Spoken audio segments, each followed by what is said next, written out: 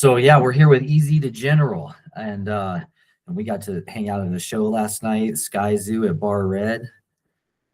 Yes, sir. Yo, that was such a dope time, and it's like all the artists there were pretty dope, but Sky's just he's a phenomenal talent. Like lyrically, man, he's top tier for real. So Yeah, that was so much fun. yeah, for sure. It takes intelligent hip hop to like a whole new level. Yeah, it does. It does. Like the storytelling, like you see the picture. And so as you're there, you just like you're on the ride with him. Like wherever he was going that day when he wrote that, or wherever he was, like the setting that he was in, he puts you right there. And like that's what I love about rappers that are able to tell stories so vividly. It's like you are in the moment. You're not just Mhm. listening to it. So Yeah, yeah, for sure, man, for sure. So first, I want to talk about something that we forgot to talk about last time, but the Denver Spotlight Awards is coming up, yes, yes. and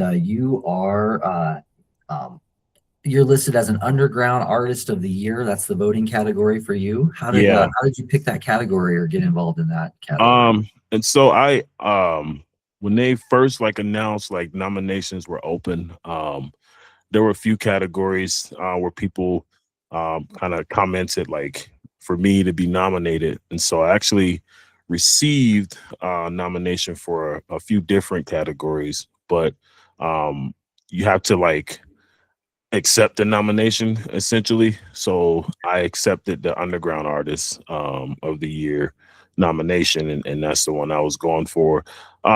Just wanted to focus on one thing at a time, like not give people too much to think about, too many different things to do. And as I was looking at the other categories, as rapper of the year, um, performer of the year, and I was just like, you know what? I think that just focusing on the underground, like I'm an underground artist, and so there are some other rappers out there that I think are a little bit more deserving of the rapper of the year award just based on the body of work that they've done this year, who I would nominate. Mm, But for an underground artist, I feel like you know I, that's where I feel like I would be most deserving of an award. mhm. Um, Great. So if you're listening, go vote. Go vote for Easy to General in the Denver Spotlight Awards. I'll try to put a link in the description for you guys to find that. But as far as the Denver rappers or best Denver rappers, who would you vote for if you Um, were at voting? this point, man, like AP gets my vote. Like Okay. I think that just what he's done over his career, but this year has been a really big year for him, and it was tough because there are some other guys. There's Trev Rich, of course. Mhm. There's DNA Picasso. Yep. So there was, it's very tough decision, but I just really like AP as a rapper, just like in pure form. I think Yeah. he's one of the best rappers, not only in Denver but in the game. Sure. For sure. Yeah, it's interesting. I see a lot of names on those lists that I've never heard of. And Hmm. the people that you have heard of, they're the ones getting out and doing shows, doing meet and greets, Yeah, just being public. yeah, And I think that's so important because sometimes I end up just voting for the only person I know. And I yeah, only know them because they've been out and about, yeah, yeah. putting their name out there. So yeah, so if you're listening, it's important to be seen, One hundred be percent. on the scene and be seen. Yeah. Like music is all about networking. Whether you are networking with other artists, with other professionals in the business, or the fans, you gotta get out there and be seen. And that's something that the last 18 months has really taught me, is because you can have the best music, you can have the greatest talent, but if you don't get out in front of people and let people know who you are, nobody's gonna hear it. So get out there. Yeah. Yeah, so you said 18 months. Is that about how long you've been performing in Denver? Yeah, yep. I started my first show in Denver or in Colorado was up in Boulder at the Junkyard Social about a Mm, year and a half ago, and kind of hit the ground running from there. Just being on stage was just fun. Like it felt different. Like, I've always had this passion for writing and for recording and being on stage. I was like, this like feels like home for me. Like it Mhm. just felt like great. And so I love it. It's I'm addicted to it now. Nice, yeah. Yeah, that's a great venue too up in Boulder. I've been there once. Yeah. Mike Word puts on some shows up there, and Mhm. yeah, it's pretty cool. Family, it's fun for the whole family kind of thing there. Yeah, yeah, it is. They got a like cool little playground back there with some cars in the back. Good photo opportunities. Yeah, some rusting metal. Yeah, Great for the kids. yeah. Yeah. Yeah, actually I saw you perform at Sean's Tavern for Uh-huh. the first time, and that show was put on by Dizzy Villain Yeah, yeah, and Luke Nukem yeah. DJ in that, and they that seems to be kind of a regular thing now at Sean's Tavern all of a sudden. Yeah, it is. He's built a really good relationship with Sean's Tavern, and he puts on some good shows, brings in some good talent. A lot of people that I've met in the Denver scene, I've met at his shows and done a lot of networking there. And so really want to shout him out for the work that he does and curating those shows and putting people together. So big ups to Dizzy Villain and Luke Nukem. Luke DJ'd my very first show that I did in Colorado. And so I thought it was only fitting that he's going to DJ my first headline. And so he'll be DJing for me on January 31st at the Black Buzzard. So I'm excited about that. All right, so that's your first headlining show. Yeah, yeah, That's awesome. Yeah, and I got to see you. You have performed at Black Buzzard before, correct? yep, yep. That was Yeah, actually, I think my last show was at Black Buzzard. that's So right. And I got to see that. And one thing I noticed is you have a lot of young fans, young adult fans. yeah, yeah. And how are you connected with that group, those Um, followers? a lot of it comes from in my career. I work with kids, with youth, and so used to teach in the high school and just mentoring kids. And then as they grow older, when they graduate, I'm like, oh, by the way, I'm a rapper, so Uh-huh. you should come to my shows. And so they, of course, spread the word, and then just networking with the other artists, working with Concert App. There are a lot of young artists involved in the community with Concert App, and then going to the open mics and everything like that, and just meeting them. And so a lot of them are artists too, that they just come and then they bring their fans. They're like, "Yo, come check this guy out." And so, Mhm. but it's really cool seeing because I'm older, right? And my content is kind of catered towards the 35 and up crowd, but it's really cool to see, the 18, 19, 20-year olds, the under 25 crowd enjoying my music as well. So, that tells me that it speaks to more than just who it's intended for. Yeah. Yeah.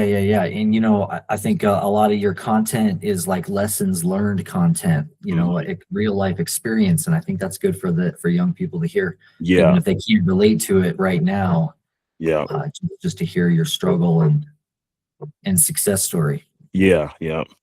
And that's one of the cool things is um I used to get offended by being called Unc. It was like Mhm. I'm not that old, but now it's a badge of honor because I see when the younger guys are like, yeah, Unc, it's like they look to me as a mentor. Like it's kind of a reverence. Like we look up to you. And so I get a lot of questions. A lot of times they ask me for advice with the music. They ask me, different things they want to know, or they're just like, how did you navigate through this situation and like different things, and like being young, they haven't had that experience yet. And so I remember my uncle telling me when I was that age, a wise man learns from his mistakes, but a brilliant man learns from other people's mistakes.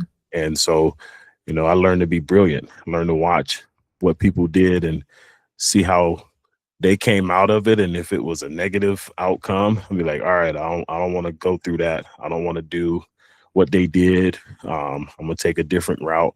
Or if it turned out well, now I'm bugging them like, okay, you were successful with this. Like, give me some tips. What did you do? What worked for you?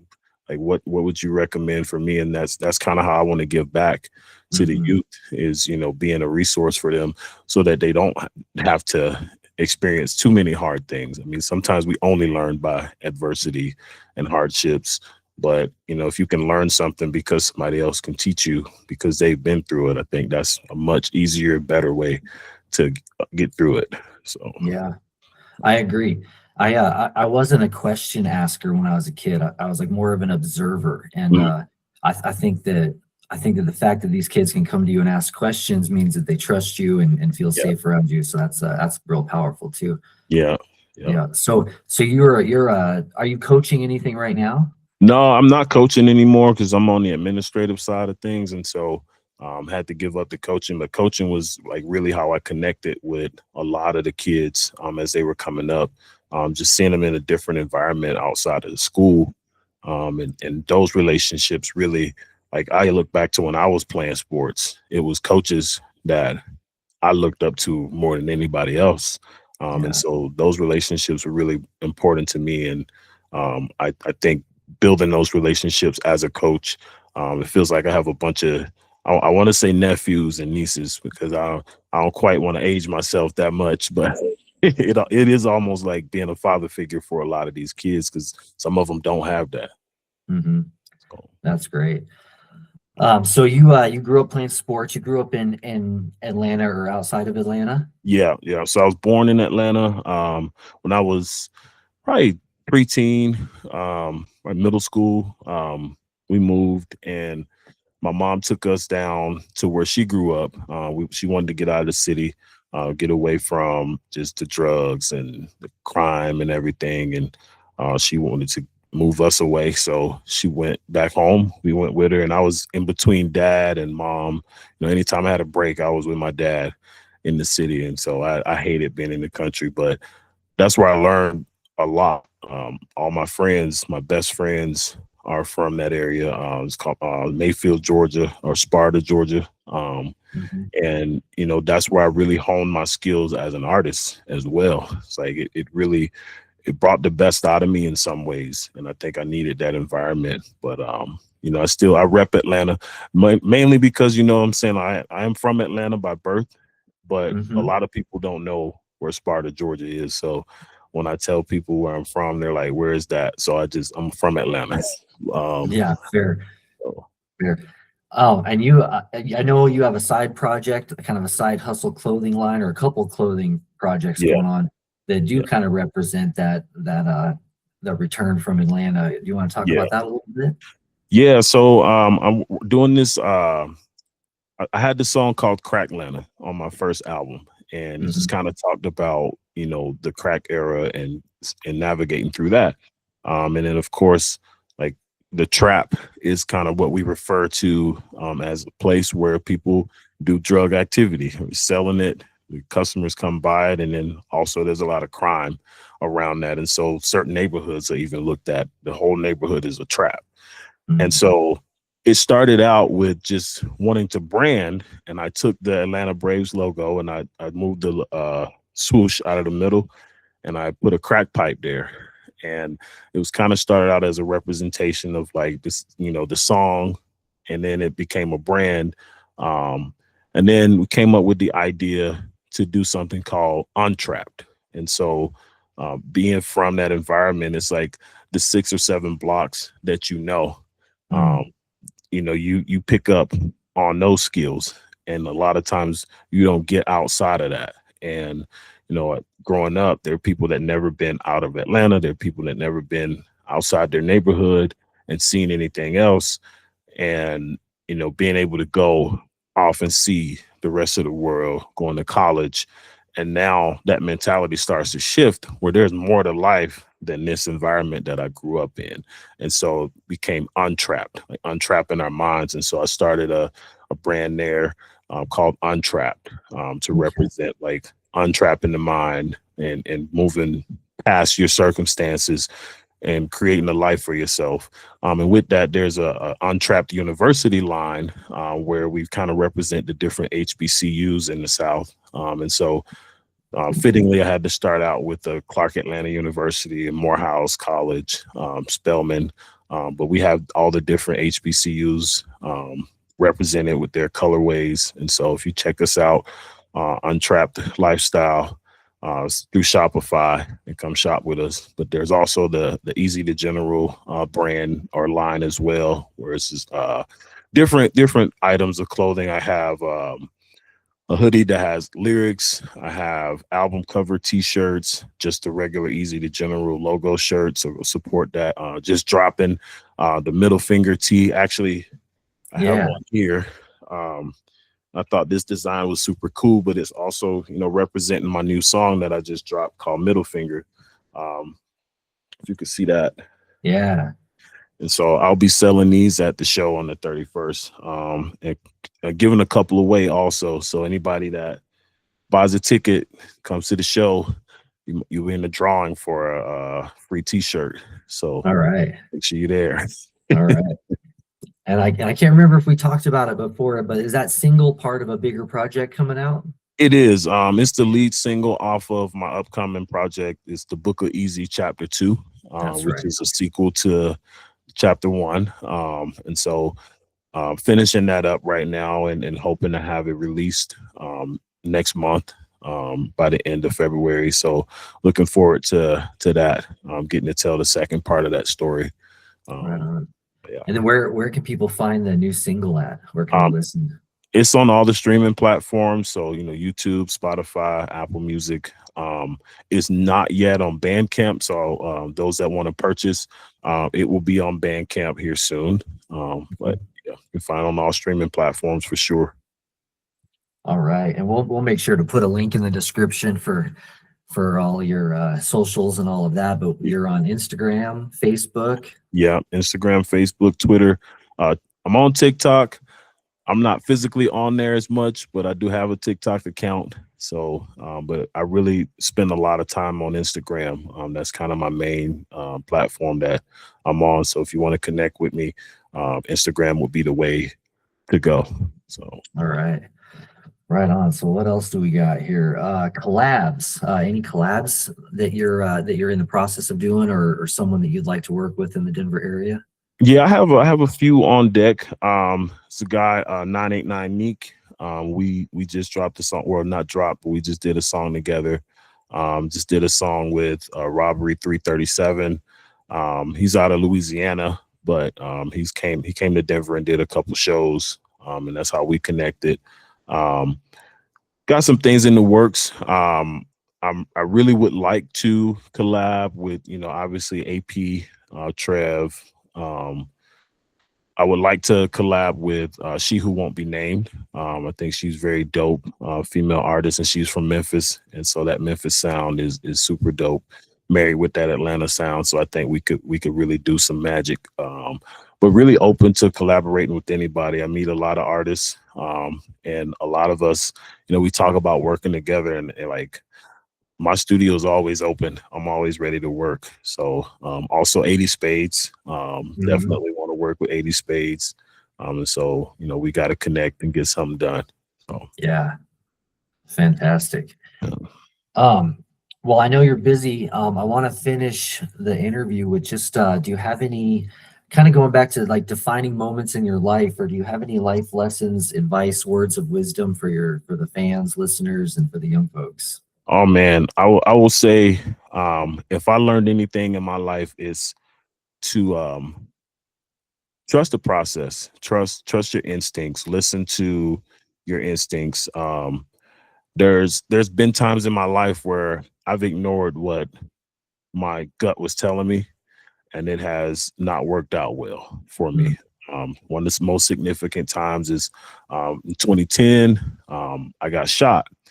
And that whole day, I was going to visit a friend down in Virginia Beach. I was driving from DC, and a 3-hour trip took me 8 hours. And the whole trip, I'm like, just turn around and go home, call bro, tell him happy birthday. He'll understand. But, I pushed through it. Then they wanted to go out. So we go out, and it's like everything is pointing to go home. So I left my ID in my car, and we were going to go back for it. And my other friend was like, well, if we go back for your ID, I'm just gonna stay home. I was like, yeah, I'm gonna kick it with you too. Like, but then I got a bright idea. Like, you know what? My insurance card has my birthday on it, and Facebook has my name and my face to see if this works. And it worked. And so, I've pushed through everything to try and kick this door that was essentially closed. And then I kicked the door in, and you're thinking like everything's cool, but on the way out, one of the guys with us got into it with some other guys that were trying to drag their sister-in-law along with them, and they got into it and they followed us and started shooting. I got hit in the face, and Man. there it was like, all day long, every sign was pointing to just go back. And I didn't go back. There was a door that was locked and I kicked it in. And I Yeah. learned that, those doors are locked for a reason. And if they're supposed to open, they will at the right time. So timing is everything. Don't force anything because you always end up getting hurt or being disappointed when you do. Yeah. Wow. Fantastic lesson right there, man. That's heavy. Yeah. Just Wow. take life as it comes. I mean, that's what we're supposed to do, right? Enjoy it and let it come to us. We can't really force anything because we don't have any control over it, right? Yeah, for sure, man. Being present, being in the moment, Yeah. being full of gratitude for right now. Yeah, it's so Yeah. important. 100%. 100. Very cool.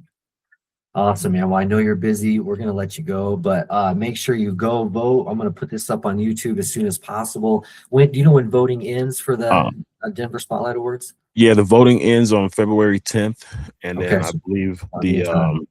the actual awards are late February. So I got to check the date again, but All right. hoping to be there in the flesh. So and we'll see what happens. Right on, man. Well, you guys got plenty of time, no excuses. Go vote for Ezey da General, and it's the Underground Artist of the Year category. If you vote for no one else, go vote for Ezey. That's right. That's right. So. All right, brother. It was a pleasure chopping it up with you, and look forward to many more talks. I appreciate you, bro, and thank you for what you do for hip hop, especially in the Denver scene, man. You make a lot of connections and you make a lot of things happen for a lot of people. And so I want to give you your flowers. Thank you, sir. Even simply just supporting. I mean, that's huge for a lot of us. You show up for people and that's a big step. So yeah, I'm a fly on the wall, but I wouldn't want to be anywhere else. That's right. Do you before I forget, do you have any shout outs that you want to shout out for? Yeah, I would like to shout out. So I also do a podcast called Enlightened Idiot, and it's my guy Ross Sass, Hectic Visuals, Freddie Simone, she's a comedian, my girl Tasha, and Thrifty, or she I can't remember her handle right off the top of my head on Instagram, but we all co-host a podcast called Enlightened Idiot, where we talk about different things, pop culture, music, all kind of stuff, relationships. But it's, the purpose is for us all to be enlightened. There's something to learn every day. And so that's the reason it's called Enlightened Idiot, because at some point we all walk into a situation unenlightened and thinking we know, and we learn something. And so that's what it's about. So check us out Saturday nights, 8 p.m. Mountain Time, 10 p.m. Eastern Time. Also like to shout out Hypnotic at Concert App for putting on my show that's coming up in January 31st. And just everybody out there that's just doing your thing, man. Just shout out to all of you guys that are doing music, that are doing anything creative, because you could be doing anything else. And so we appreciate you, making art and content for us to enjoy. For sure. Man, I should have asked you this earlier, but can you tell me more about Concert App? Oh, absolutely. How does that work? What do you have to do? What are your obligations? So it's really simple, man.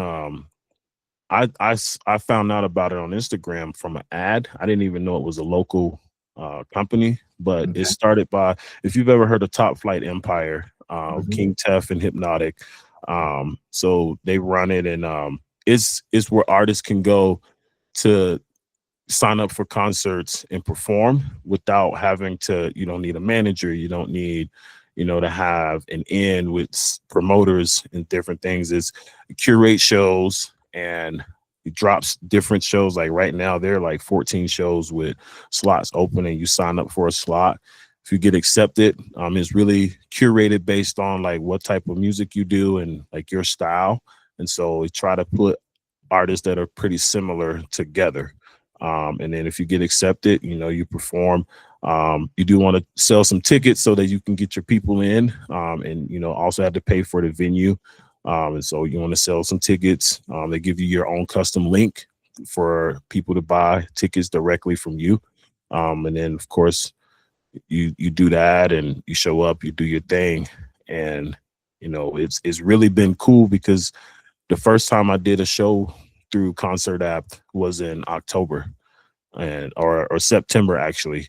And I didn't know how it worked. I showed up super early and everything. And I got up and I performed, and like right away, Hip and I started talking about, keep doing shows, keep networking, keep performing. It's like, you're dope, you're very talented, and you're gonna be headlining soon. Mhm. This was September. I'm looking at next September. Yeah. And here we are in January, which originally was supposed to be in December. But we had an issue with the venue at the time. And so we had to move the show to a different venue. And so we needed a new date, but it just all kind of came full circle. But just really, he's very supportive of the artist. Like, he sees something in you. He's working with you. He's gonna work with everybody, give you feedback and pointers and things. So it's not like one of these things where you just sign up and go do your thing and make money for somebody. He really invests in the artist as well. So and curating that relationship and building relationships with you and other artists as well. So Sure. Awesome. Yeah. Awesome plug. Right on. Yeah. All right, brother. Well, you have a great rest of your day. It's always a pleasure. Always a pleasure. You have a great day too, and go Broncos. Let's see what these guys do next week without Bo. Man, Yeah, right. you know.